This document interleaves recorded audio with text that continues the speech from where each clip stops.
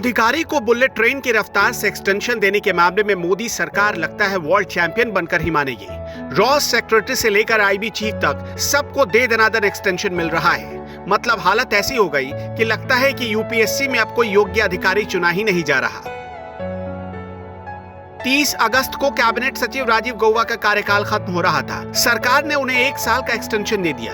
राकेश अस्थाना का कार्यकाल खत्म होने से 48 घंटे पहले उन्हें दिल्ली का पुलिस कमिश्नर बना दिया गया और उन्हें भी 1 साल का एक्सटेंशन मिल गया। देश के होम सेक्रेटरी अजय भल्ला 22 अगस्त को रिटायर होने वाले थे, उनको भी 1 साल का एक्सटेंशन मिल गया। नियम इसे ठीक नहीं मानता। ऐसा सिर्फ इमरजेंसी की हालत में हो सकता है। हमारे देश में संघ लोक सेवा आयोग है जो सिविल सर्विस की परीक्षा लेती है और कड़ी परीक्षा के बाद देश को अधिकारी मिलते हैं, लेकिन सरकार का बार बार और हद से ज्यादा एक्सटेंशन देना उसकी योग्यता पर सवाल उठाता है। रिटायरमेंट की जगह किसी और को एक्सटेंशन देकर बिठाया जाता है तो इसका सीधा मतलब ये भी है कि किसी दूसरे अधिकारी की थाली से उसका हक छीन लेना। भला कौन आईएएस और आईपीएस देश का होम सेक्रेटरी और चीफ सेक्रेटरी नहीं बनना चाहेगा? जिसका हक जाता है सरकार उसे कुछ नहीं देती, बल्कि उल्टा उसके मन में यह भावना पैदा हो जाती है कि क्या वो इस पद के योग्य नहीं था।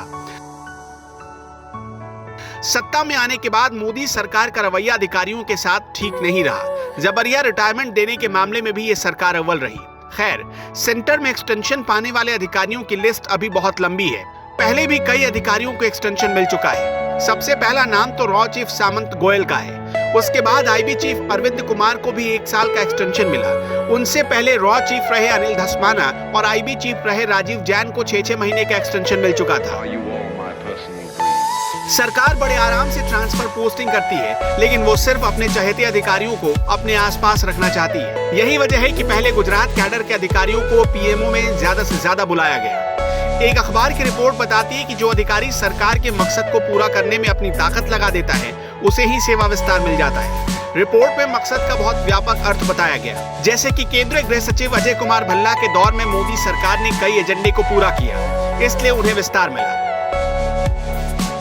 अजय भल्ला के दौर में जम्मू कश्मीर से अनुच्छेद 370 हटाई गई। एनपीआर और सीएए जैसे मुद्दों को आगे बढ़ाने में सरकार ने कोशिश की। राम मंदिर ट्रस्ट से जुड़े कई मसलों को सरकार ने निपटा लिया। पश्चिम बंगाल में सीबीआई टीम को बंदी बना लेना हो, वहां के मुख्य सचिव का विवाद हो या फिर दूसरे ऐसे कई मामले जिसमें भल्ला की सीधी भूमिका रही। इतिहास उठाकर देखें तो 8 सालों में गृह मंत्रालय में पहली बार इतना लंबा किसी अधिकारी को एक्सटेंशन मिला है।